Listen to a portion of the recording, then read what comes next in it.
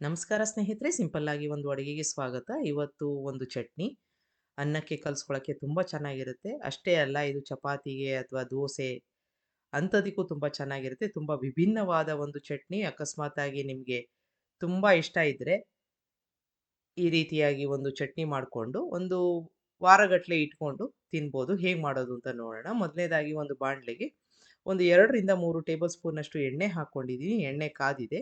ಅರ್ಧ ಟೀ ಸ್ಪೂನಷ್ಟು ಜೀರಿಗೆ ಹಾಕ್ಕೊಂಡಿದ್ದೀನಿ. ಚೆನ್ನಾಗಿ ಚಟಪಟ ಅನ್ನಬೇಕು. ಈಗ ಇದಾದ ನಂತರ 1 ಟೇಬಲ್ ಸ್ಪೂನಷ್ಟು ಕಡಲೆಬೇಳೆ ಹಾಕ್ಕೊಂಡಿದ್ದೀನಿ. ಈಗ ಅದು ಹಸಿ ವಾಸನೆ ಎಲ್ಲ ಸಂಪೂರ್ಣವಾಗಿ ಹೋಗಬೇಕು. ಸ್ವಲ್ಪ ಕಲರ್ ಕೂಡ ಬರಬೇಕು. ಈಗ ಆಗಿದೆ ಇದು. ಇದಕ್ಕೆ ಸ್ವಲ್ಪ ಹಿಂಗು. ಇದಾದ ನಂತರ ಒಂದು 4ರಿಂದ 5 ಬ್ಯಾಡಗಿ ಮೆಣಸಿನಕಾಯಿ ಹಾಕ್ಕೊಂಡಿದ್ದೀನಿ. ನಿಮಗೆ ಬೇಕಾದರೆ ಖಾರದ್ದು ಕೂಡ ಹಾಕ್ಕೋಬೋದು. ಗುಂಟೂರನ್ನ ಹಾಕ್ಕೋಬೋದು. ನಾನಿಲ್ಲಿ ಹಾಕಿಲ್ಲ. ಚೆನ್ನಾಗಿ ಬಾಡಿಸ್ಕೊಂಡಿದ್ದೀನಿ ಈಗ. ಇದಕ್ಕೆ ಒಂದು ಸಣ್ಣ ಬೌಲಷ್ಟು ಗೋರಿಕಾಯಿನ ಎಳೆದಾಗಿರೋದು ತಗೊಳ್ಳಿ. ಆದಷ್ಟು ಚೆನ್ನಾಗಿ ತೊಳ್ಕೊಂಡು ಹೆಚ್ಕೊಂಡಿರುವಂಥದ್ದು. ಒಂದು ಟೊಮೆಟೊ ಕೂಡ ಹಾಕ್ಕೊಂಡಿದ್ದೀನಿ. ಬಾಡಿಸ್ಕೊಂಡು ಬಿಡೋಣ. ಒಂದು 2ರಿಂದ 3 ನಿಮಿಷ ಬಾಡಿಸ್ಕೋಬೇಕಾಗತ್ತೆ. ಸ್ವಲ್ಪ ಮೆತ್ತಗಾಗಬೇಕಾಗತ್ತೆ. ಚೆನ್ನಾಗಿ ಬಿಸಿ ಆಗಬೇಕು ತರಕಾರಿ. ಈಗ ಬಾಡಿಸ್ಕೊಂಡಿದ್ದಾದ್ಮೇಲೆ ಇದಕ್ಕೆ ಅರ್ಧ ಟೀ ಸ್ಪೂನಷ್ಟು ಅರಿಶಿನ, ಒಂದು ಸಣ್ಣ ಗೋಲಿ ಗಾತ್ರದಷ್ಟು ಹುಣಸೆ ಹಣ್ಣನ್ನ ಹಾಕ್ಕೊಂಡು ಬಾಡಿಸ್ಕೋತಾ ಇದ್ದೀನಿ.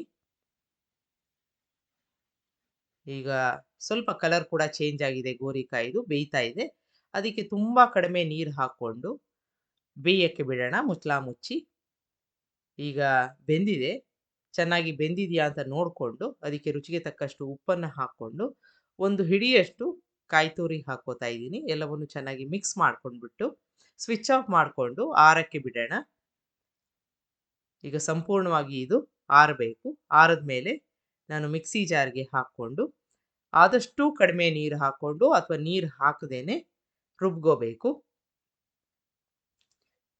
ಅದಕ್ಕೆ ಕೊತ್ತಂಬರಿ ಸೊಪ್ಪು ಸ್ವಲ್ಪ ಹಾಕ್ಕೊಂಡು ರುಬ್ಕೋತಾ ಇದ್ದೀನಿ. ಈಗ ರುಬ್ಕೊಂಡಿದ್ದಾಗಿದೆ. ಈ ಹದದಲ್ಲಿ ಇದ್ರೆ ಚೆನ್ನಾಗಿರುತ್ತೆ ಅನ್ನಕ್ಕೆ ಕಲಿಸ್ಕೊಳ್ಳೋಕ್ಕೆ. ಈಗ ಇದಕ್ಕೆ ಒಂದು ಒಗ್ಗರಣೆ ಮಾಡ್ಕೊಂಡು ಬಿಡೋಣ. 2 ಟೀ ಸ್ಪೂನಷ್ಟು ಎಣ್ಣೆ ಹಾಕ್ಕೊಂಡು ಚೆನ್ನಾಗಿ ಕಾದ ನಂತರ ಸಾಸಿವೆ ಹಾಕ್ಕೋತಾ ಇದ್ದೀನಿ. ಅರ್ಧ ಟೀ ಸ್ಪೂನಷ್ಟು ಚೆನ್ನಾಗಿ ಚಟಪಟ ಅನ್ನಬೇಕು. ಅದಕ್ಕೆ ಅರ್ಧ ಟೀ ಸ್ಪೂನಷ್ಟು ಉದ್ದಿನ ಬೇಳೆ. ಈಗ ಅದು ಸ್ವಲ್ಪ ಕಲರ್ ಬರಬೇಕು. ಇದಾದ ನಂತರ ಒಂದು 4-5 ಕರಿಬೇವಿನ ಎಲೆ.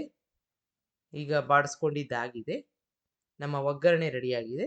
ಕೊನೆಯಲ್ಲಿ ಸ್ವಲ್ಪ ಹಿಂಗೆ ಹಾಕ್ಕೊಂಡು ಚಟ್ನಿಗೆ ಹಾಕ್ಕೊಂಡು ಮಿಕ್ಸ್ ಮಾಡಿ ನೀವು ಸ್ಟೋರ್ ಮಾಡಿ ಬೇಕಾದರೆ ಇಟ್ಕೊಂಡು ಫ್ರಿಜ್ಜಲ್ಲಿ ಇಟ್ಕೊಂಡು ಉಪಯೋಗಿಸ್ಕೋಬೋದು. ತುಂಬ ಚೆನ್ನಾಗಿರುತ್ತೆ. ಒಂದ್ಸಲ ಮಾಡಿ ನೋಡಿ. ನಿಮಗೆ ಈ ರೆಸಿಪಿ ಇಷ್ಟ ಆದಲ್ಲಿ ಲೈಕ್ ಮಾಡಿ, ಶೇರ್ ಮಾಡಿ, ಕಮೆಂಟ್ ಮಾಡಿ.